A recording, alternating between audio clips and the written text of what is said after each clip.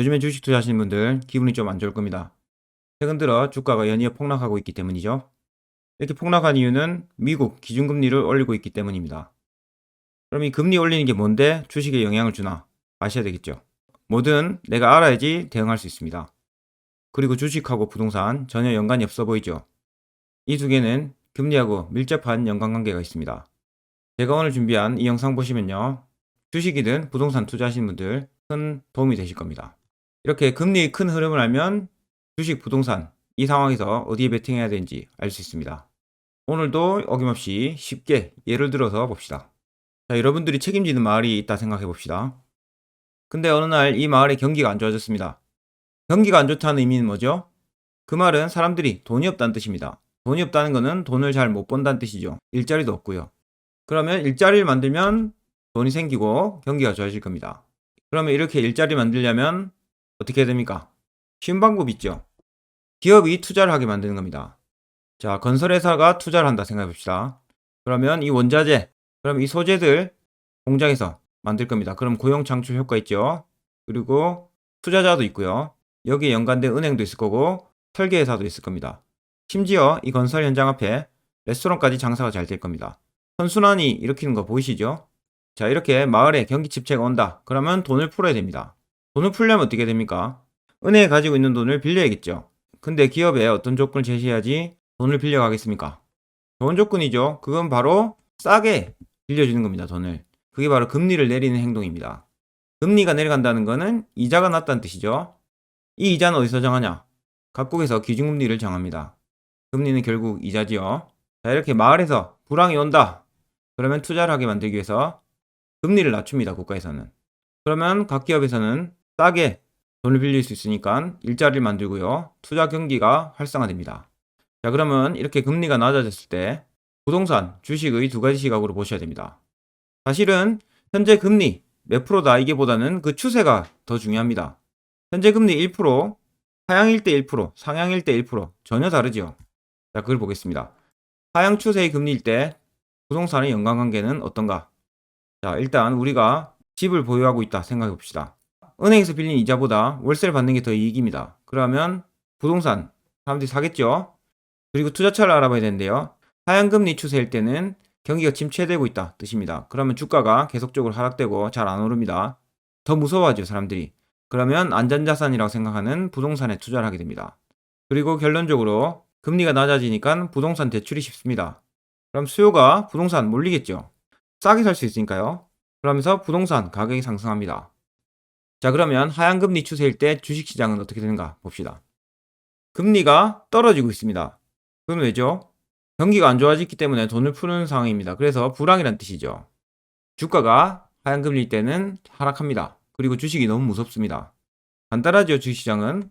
결국 금리가 떨어지는 추세에 있다는 것은 경기가 안 좋아진다 신호입니다. 경기 안 좋으면 기업들이 돈을 못 벌겠죠. 그러면서 주식도 자연스럽게 떨어집니다. 자, 이제 금리 인상에 대해서 이야기해 봅시다. 요즘 금리 인상 때문에 주가 떨어지죠. 자, 이거 봅시다. 가방이죠. 근데 자세히 보면 돈으로 만든 가방입니다. 돈가방이죠. 왜 비싼 돈으로 가방을 만들었을까요? 1달러를 살려면 이만큼 돈이 필요하답니다. 이게 바로 인플레이션 때문이죠. 화폐 기능을 상실한 겁니다. 이렇게 금리를 인상한 이유는 인플레이션을 막기 위함이죠. 자, 이렇게 인플레이션이라는 게 뭐냐면 용돈은 제자리인데 물가가 오른다 이 뜻입니다. 화폐 가치는 하락하고 물가가 전반적으로 꾸준히 오르는 경제 현상. 딱 이거죠, 인플레이션. 이 인플레이션은 경제의 암이라고 합니다. 월급 받는 사람들 소득 격차 심해지고요. 사회도 불안정해지고 저축을 할 경우 오히려 손해니까 자본 부족으로 경제 성장 지장을 준다. 이런 이유로 금리를 인상하게 됩니다. 금리 인상 안 하면 세계적으로 돈의 가치는 이렇게 헛떡이 되는 겁니다. 그래서 인플레이션 막으려고 이렇게 많은 노력을 하는 겁니다. 각 국가에서는. 자, 이제 금리가 오름 추세일 때 부동산 시장에 대해서 이야기해 봅시다. 요즘 금리가 조금씩 오르죠. 부동산도 얼어붙고 있습니다. 월세 받는 것보다 이자가 더 비쌉니다. 그럼 부동산 팔아야 되나? 이런 생각이 들 겁니다. 그리고 부동산 대출이자. 제가 아는 사람도 아파트 당첨됐다고 좋아했습니다. 근데 갑자기 일을 하러 가더라고요. 왜 그러냐 보니까 이자 갚으려고 일을 하게 됐다고 합니다. 대출이자 이렇게 상승하면 내가 일해서 번 돈 이자로 다 갚아야 될 수도 있죠. 이렇게 대출 이자가 상승하면 부동산 매수 심리가 위축되고요. 매도 심리가 강해집니다. 근데 희한하게 이때는 주식시장이 조금씩 상승하는 기류를 탑니다. 길게 보면 그렇죠. 자, 이제는 주식시장 이야기해 봅시다. 금리가 상향 추세일 때 어떻게 되는가? 금리가 상승한다. 이건 뭡니까? 아까 우리가 경기 침체됐다고 금리를 내렸죠. 아까 여기 보시면 경기가 안 좋아서 우리가 금리를 내렸지 않습니까? 그러면 경기가 좋아지니까 금리를 올립니다. 맞죠? 금리를 상승시키는 이유는 인플레이션을 막기 위함입니다. 더 크게 생각해 보면요. 최악을 지나서 경기가 조금씩 회복되고 있다는 뜻입니다. 각 국가에서는 인플레이션과 경기 침체 이 두 개 사이를 잘 조율하려고 엄청 노력하고 있습니다. 결국 금리가 오른다는 것은 경기가 호전된다는 뜻이고요. 기업의 수익이 증가하는 구조입니다. 그럼 주가가 조금씩 상승하는 구조로 가는 겁니다.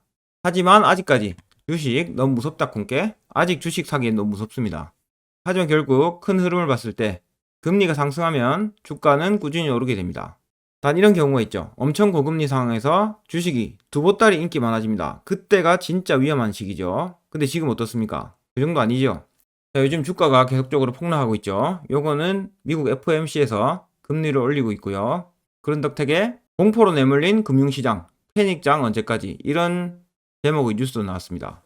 자, 미국 기준금리 0.25%에서 0.5%, 1% 올리고 있죠. 근데 미국 금리 올리는데 우리하고 무슨 상관이냐 싶죠. 우리가 해외하고 트레이드할 때 뭐 합니까? 달러를 사용하죠. 이게 바로 귀축 통화입니다. 달러가 기본 통화지요. 그래서 미국 금리를 중심으로 세계 국가의 금리도 바꾸고 있죠. 자, 이제 생각해 봅시다. 금리 인상한다는 것은 단기적으로 주식시장의 악재입니다. 하지만 그것이 의미하는 걸 알아야 되겠죠. 자, 지금까지 신뢰할 수 없는 제가 말씀드린 내용이고요. 이제 신뢰할 수 있는 말씀드릴게요. 앙드레 코스톨라니 할아버지, 돈 뜨겁게 사랑하고 차갑게 다루어라. 유럽의 워렌 버핏, 주식의 신이라고 합니다. 이분이 쓴 책, 이거 한번 읽어보십시오. 저는 읽어봤는데 무슨 말인지 모르겠습니다. 자, 이 책에 나오는 내용이 이런 거예요. 코스톨라니 달걀 이론이라고 있습니다. 자, 금리 정점, 금리 저점 있죠. 이쪽으로 올라가면 경기 호황기고요. 이쪽으로 내려가면 경기 불황기입니다. 제가 아까 그 추세가 중요하다고 말씀드렸지 않습니까? 그게 이런 겁니다. 코로나 직전에 우리가 사실 금리가 올라갔어야 됐습니다. 근데 코로나라는 돌발 악재가 생겼죠. 그러면서 갑자기 금리를 내리게 됩니다. 우리나라도 엄청 내렸죠. 미국도 제로금리까지 내려갔죠. 제로금리 됐다는 거는 지금 경기가 너무 안 좋으니까 돈을 공짜로 빌려가라 이 뜻입니다. 맞죠? 자, 이제 금리가 저점 지났습니다. 이제 어떻습니까? 오름 추세에 있죠. 지금 우리 주식 투자로 치면 이 상황입니다. 이 상황. 추가로 말씀드리자면 지금까지 우리나라에서 부동산 가격 잡겠다고 했지요. 그거는 좀 바본 짓이었습니다. 왜냐면 금리가 하락인데 무슨 부동산을 잡습니까? 국가에서 정책으로 잡을 수 있는 게 아닙니다. 금리하고 상관이 있는 거죠. 이렇게 기본적인 걸 알았을 텐데 어떻게 부동산 가격을 잡으려고 그렇게 애썼는지 모르겠습니다. 그 덕분에 욕만 들어먹었죠. 아무튼 금리는 이제 상승 기류에 가 있습니다. 지금 주식시장 치면 이 정도 되겠죠. FOMC에서 이번에 1%까지 올렸으니까요. 이렇게 올리다가 상황이 안 좋으면 내리다가 이렇게 바꿀 겁니다. 어쨌든 지금은 상향 추세에 있습니다. 이거 계속 보고 갑시다. 자, 금리 저점이죠. 부동산 투자하신 분들도 보십시오. 금리가 올라가면 이자가 높아지니까 부동산은 매도하는 심리가 많아집니다. 이때는 앙드레 코스톨라니 선생님이 부동산을 매도하랍니다. 그리고 주식을 투자하라네요. 그리고 나중에 이렇게 간다. 금리가 엄청 높아진다. 이건 극단적인 자료인데요. 금리가 한 5, 6% 된다. 그리고 세상에 좋은 뉴스밖에 없다. 주식에. 그러면 그때가 가장 위험할 때입니다. 이때 주식을 매도하는 거죠. 자, 이 사이클을 아시면 주식이든 부동산이든 돈을 벌 수 있습니다. 이제 향후 10년 정도 또 금리가 계속 오를 겁니다. 그러면서 금리 최고점 갔다가 좀 떨어지죠. 그때 우리는 채권을 투자해야 됩니다. 그 다음에 하향 추세, 금리 좀 내려가면 부동산 투자고요. 이렇게 다시 주식 투자. 이 사이클로 가면 우리가 부자 될 수 있는 길이 보이죠. 이런 이론을 보시면 명확하게 우리가 어떻게 투자해야 되는지 알 수 있습니다. 그래서 미국 중앙은행 기준금리를 조금씩 올리고 있다는 의미는 경기가 좋아지고 있다. 금리 인상을 하면 단기적으로 충격입니다. 왜냐하면 금리 인상하면 돈이 은행으로 몰리겠죠. 조금은. 그렇지만 반면에 경기가 회복되고 있다. 의미입니다. 그래서 금리 인상은 단기적으로 악재지만 우리처럼 기업에 투자하는 이런 사람들은 장기적으로 호재입니다. 공포에 내몰린 금융시장. 뭐가 문제입니까? 그냥 금리가 떨어져 있을 뿐인데요. 맨날 샀다 팔았다 하는 사람들은 요게 물론 공포죠. 자, 이렇게 금리 인상을 이용한 수익 증대 방법 있습니다. 금리 인상 발표한다. 예상이 된다. 그러면 돈을 미리 모아놓는 겁니다. 그래서 주식이 출렁일 때마다 한 보따리 원하는 기업을 사놓는 겁니다. 그러면 단기적으로 떨어지면 우리한테는 호재지요. 물론 가지고 있는 기업을 팔았다가 다시 사는 행동은 안 하는 게 좋습니다. 자, 이렇게 보셨듯이 지금 우리는 금리 저점에 와 있죠. 이게 의미하는 바는 성공한 프로 투자자들은 이제 주식 투자 시작이란 이 뜻입니다. 아직 오른 게 아니죠. 가장 주식시장에서 위험할 때는 고금리입니다. 고금리. 고금리고 주식시장에 좋은 뉴스밖에 없을 때, 그때가 가장 위험할 때입니다. 자, 주식시장에서 장기적으로 매년 돈 버는 사람 상위 1%밖에 없습니다. 여러분들 상위 1% 되실 수 있습니까? 이렇게 팔랑기가 돼서 여기저기 들린 소리, 내가 산 기업 뭐가 뭔지도 모르고 금리를 올리느라면 웃잡고 난리굿이 치죠. 그런 거를 안 해야 됩니다. 팔랑기가 아니고 내가 산 기업 정확하게 알고 사시고요. 장기 성장도 아셔야 되겠죠. 많은 성공한 투자자들이 말씀하십니다. 좋은 주식을 사라고. 그 좋은 주식은 뭐냐면 성장성이 명확하고, 사람들은 성장성 명확하다, 여기만 너무 초점을 두는데요. 이 성장성이 명확은 결국 작년보다 돈을 꾸준히 잘 버는 기업입니다. 그 좋은 주식을 사시려면요, 매년 재무제표 확인하시고요, 전년보다 돈 잘 버는지 꼭 확인하십시오. 그게 여러분들을 상위 1%로 만들어줄 겁니다.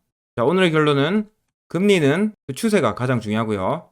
지금 이렇게 상향 추세에 있을 때는 부동산을 매도하고 주식을 살 때다, 이겁니다. 자, 이런 큰 흐름을 알고 투자하시면요, 마음이 편안하시고 결국 수익으로 내한테 돌아올 겁니다. 성공 투자하십시오. 끝.